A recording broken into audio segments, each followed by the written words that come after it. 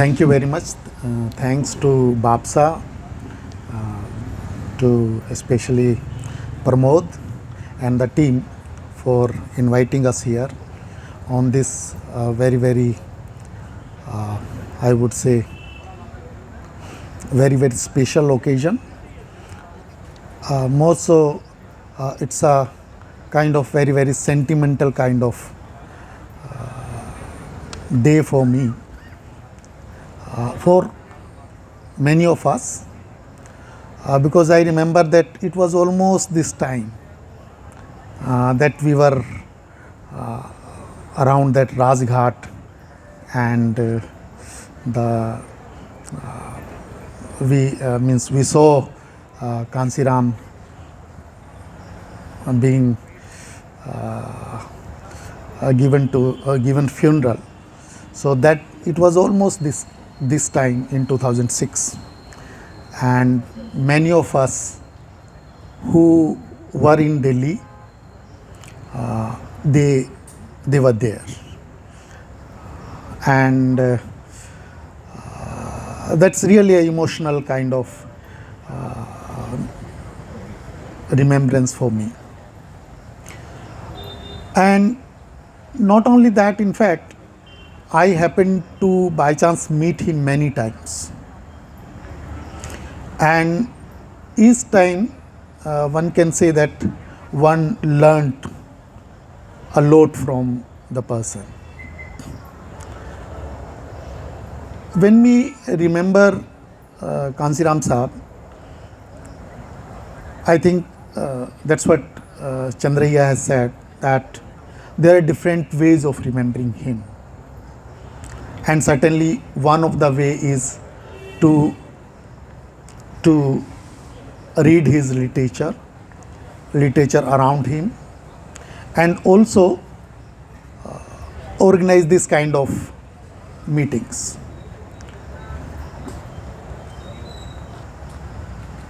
And remembrance is something, I think, which is actually just not for the sake of remembrance, but also it's for the inspiration.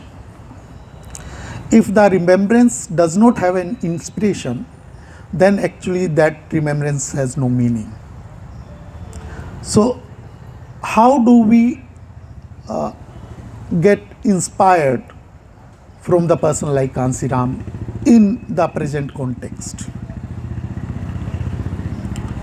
You see around how things are happening, the way social, political, cultural, even the economic perspectives are being created.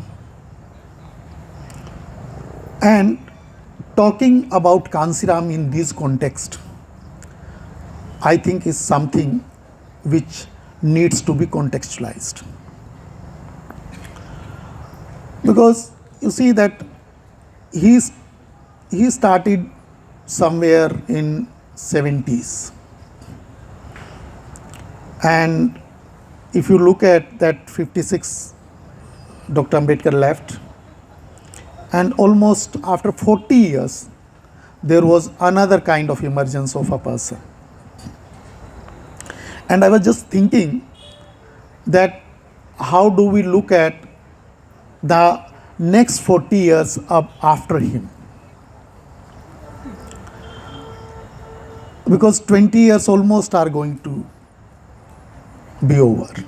In next 2 years, it will be 20 years when Kanshiram Sahab left us. And the kind of leadership which was created in those 40 years, that kind of leadership probably does not look like. And that's where actually his role, his idea needs to be contextualized. When we look at it's many a times people have called him an enigma also, Indian politics enigma. why he was considered to be an enigma? Because the kind of atmosphere, the kind of cadre that Chandriya was talking about was created by him. Actually, if we compare that with Dr. Ambedkar, then that kind of cadre Dr. Ambedkar also could not create. It's not to criticize Baba Sahib, but it is to understand that how things were happening. When we look at Dr. Ambedkar's struggle, he had his own times, he had his own circumstances. And when we look at Manyawar Kanshiram Sahib, then he had his own context, he has his own circumstances. And when we look at Dr. Ambedkar, then he fought for separate electorates in the given circumstances, because he knew that it would be difficult to bring these marginalized sections of the society together, because that was not the time. That's why the time was a different, because that time untouchability, more so the physical untouchability, was so prevalent. But when Kanshiram Sahib comes, then the kind of untouchability which was there 40 years back, 50, 60 years back, that was not there. So now, instead of going for separate electorates, somebody asked him, Kanshiram Sahib, that why don't you fight for separate electorates? Dr. Ambedkar fought for separate electorates. He wanted separate electorates. And you see, what was his response? His response was that when the rulers were Britishers, that time Dr. Ambedkar kind of personality could not succeed to get the separate electorates. Now, when the Indians themselves are there, then I think it's futile exercise to waste my energy for separate electorates. So you see how ideal and pragmatic. Because if you look at Dr. Ambedkar also, then you would see that he was both idealist as well as pragmatic. He knew what to do when. And probably Kanshiram was also of the same kind, wherein he knew that in these circumstances, when the Britishers were in a way a kind of buffer zone between the caste Hindus and the Dalits, then the separate electorate could not be realized. Now, asking the caste Hindu rulers separate electorate would not be feasible at all. So, what comes in? He realizes that something else needs to be done. And I think that's where he picked up, and then he comes out with this idea of Bahujan. He came out with that idea which was known as BAMSIF, Backward and Minority Communities Employees Federation. But when he further went to the history, then he realized that there was a concept called Bahujan, wherein all the marginalized sections of the society who are the sufferers of casteism. They can be brought in. And I think that's where we need to understand that how he brought in the idea of Bahujan. And Bahujan definitely is not just number, as Chandraya was saying. It is number. Number is just to tell the common masses that you are so much in numbers, so you need not to be afraid of. But behind that Bahujan, there was a whole lot of philosophy. And that is what Kanshiram was trying to realize. Then, when we look at his anti-caste, we say that he was leading an anti-caste movement. But he was also consolidating caste. How do we understand this? On the one hand, a person is saying that I am going for anti-caste. We want to have a casteless society. But at the same time, he is also going for consolidation of castes, different small castes. Because he knew that without consolidation of these different castes, the ideal cannot be realized.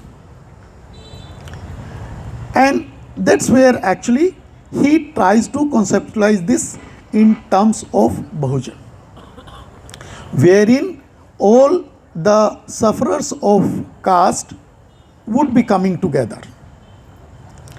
And this consolidation of caste was a kind of process that was not the kind of final solution, but he was looking at the process through which the caste consolidation would result into the anti-caste.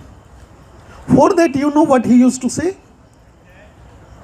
People used to ask him, journalists would ask, कि आप तो ये बात करते हैं, लेकिन आप तो ये काम कर रहे हैं. तो then he would say कि मैं ये जो एक धारी तलवार है कास्ट की, मैं उसको दो धारी तलवार बना रहा हूं, ताकि जो चलाने वाला है वो ये सोचे कि अगर मैं इसको दूसरे पे चलाऊंगा तो it can also harm me back. So that was the kind of idea with which Kanshiram was working. And see, every history or every let's say movement has its own processes, and I think that was the kind of process through which Kanshiram Sahib was working. Now you see that there are different kinds of organizations coming up in the name of caste, and now it is hampering the larger movement. You see, it is happening in different parts of the country. Small caste groups are emerging, and they are claiming their own selfish kind of identities and saying that we also need our own share. That is one aspect, is that why not? Why everybody should not be having the share? But what Kanshiram was doing is, he was saying that we have to come together not for individual communities, for the interest of individual communities of the marginalized sections, but for the larger interest. And that's where he formed this alliance with Mulayam Singh.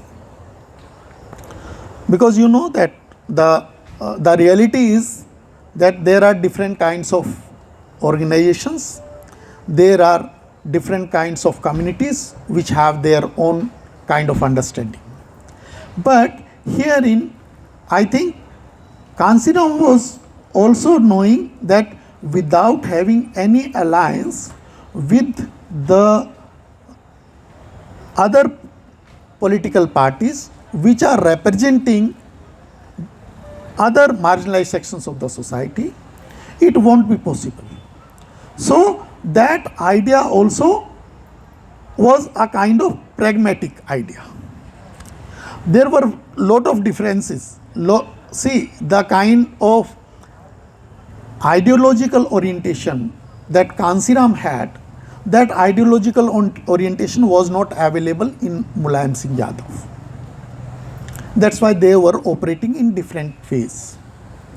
Mulayam Singh was using more of a Samajwadi kind of idea, whereas Kanshiram was going to the basics, to the fundamentals. He was not lost somewhere in between. And that's where actually the difference between these two ideologies can also be seen. What is happening today can be a different kind of story. But when you look at the ideological orientation, then I think there was something which was different in Kanshiram, and the kind of long-term vision that Kanshiram had, probably that was not there in other leaders of his times. That's why they could not learn from him. They went to in their own kind of politics. But Kanshiram was someone who was not just doing the politics. He was also leading the social movement. So these two things were going simultaneously.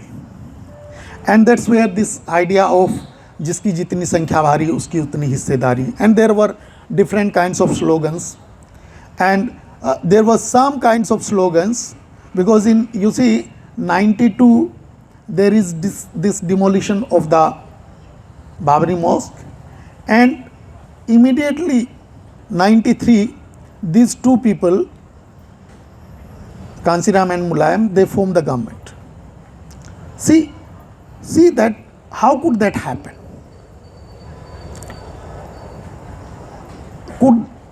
Could that happen just because there was actually no understanding? There was an understanding. One cadre was completely understanding this very well, that this is the process through which it has to be done. And that's where their combination could succeed to that extent, that wherein there was a hype of the Kamandal and the kind of Bahujan, not only, I would not say Mandal, but also I would say Bahujan, which emerges. Mandal obviously is part of that. So now Chandriya was talking about the conceptual categories, and it's true. I think as an academic I should also accept this, that we certainly have not been able to conceptualize and come out with the kind of categories which probably we should have come out by now, because it has been almost now 30 years the Bahujan movement was going on. So during this period, I think the problem, I think, with the academy is also that we are also trained in a different manner. The previous generation to us was trained in a completely different kind of manner. The generation that I belong to, or maybe Chandraya is younger to me. So this generation actually is the almost a first kind of generation coming into academics. So limitations there are so many limitations, and despite those limitations, there have been people, those who were raising their voice. But certainly I would say that this conceptualization is something which needs to be taken care of. And some of the things like Kanshiram was used to say that हमें मजबूत सरकार नहीं, हमें मजबूर सरकार चाहिए. So how do you conceptualize this? That the marginalized sections of the society don't need a majboot sarkar.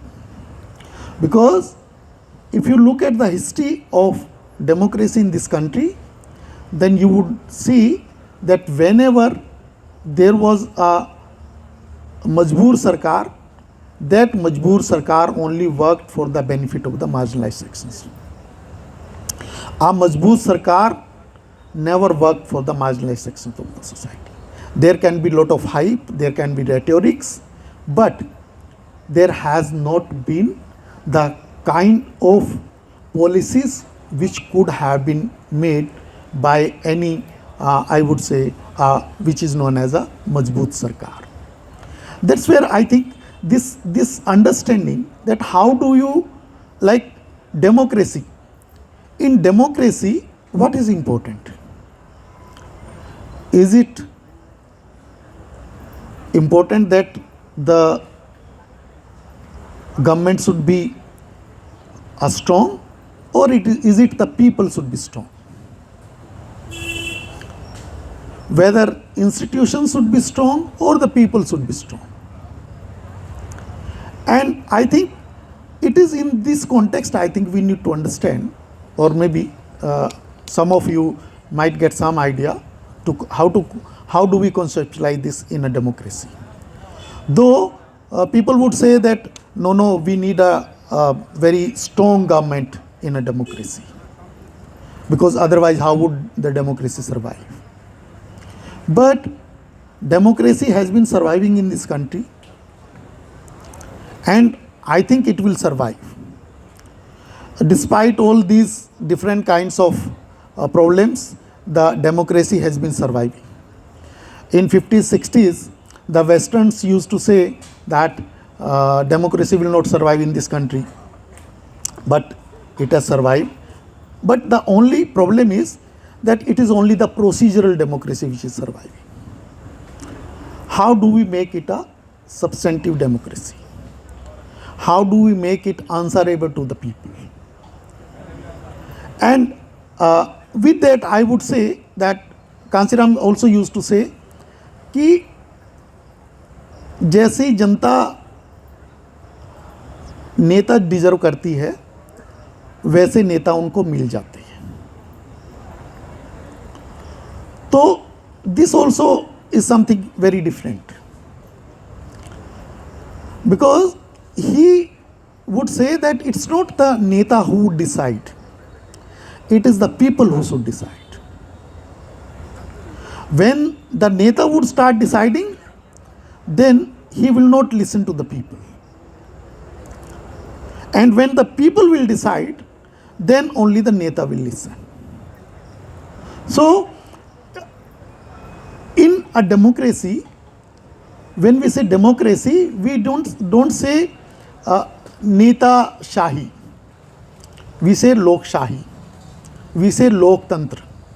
We don't say neta tantra. But it becomes a neta tantra. So how do we do away with that kind of situation? So I think that is for which Kanshiram Sahab introduced these cadre camps. And with the passage of time, as the party became strong, then the cadre camps were abandoned. And when the cadre camps were abandoned, then I think we lost many things. And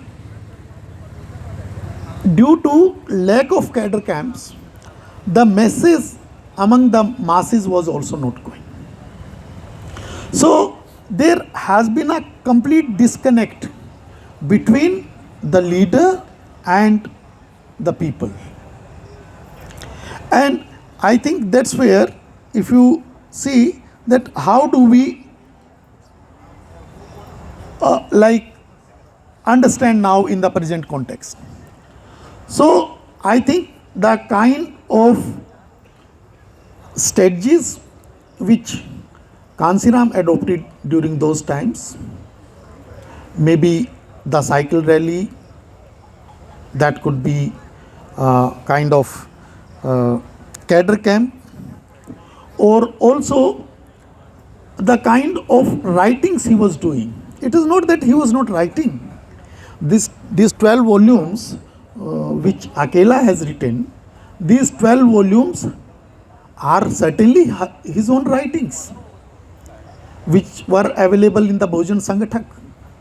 So Bahujan Sangathak was there for a very, very long time. And which is known as Sampadakiya, those were written by Kanshiram Sahab. So it's not that he was not writing, he was writing. And that's where I think, sometimes I feel that, now there are so many educated, but so many educated are not able to do what some of the people like Ambedkar and Kanshiram could do. Maybe there are different kinds of limitations of each and everyone, but I think the kind of vision, the kind of understanding which is required to lead a movement, that actually probably is not available now. Once, in fact, we used to organize something known as Dalit History Congress. I think 3 Congress were organized, and in each Congress, it was Manyawar Kanshiram who actually inaugurated those Dalit History Congresses. And those history congresses actually would created some kind of understanding among the educated ones of those times. So I think it's not that the sources are not there, resources are not there, but I think there is something which is lacking among many of us, I would say, due to which probably the kind of things which some of those great people could do, we are not able to do. And that's where we need to understand that what is that, why we are not able to do that. And you being young, so it's not that I can go away without my responsibility, but the responsibility, I think, in the next 20 years or so is on you people, that how do you understand the movement and lead your own life. It's very, very personal also. It's not a collective kind of thing always. It's also personal. If you don't understand your own personal life properly, then I think making collectives is not possible. So to get some inspiration from the person like Kanshiram is something I would say would be a tribute to him. Thank you very much.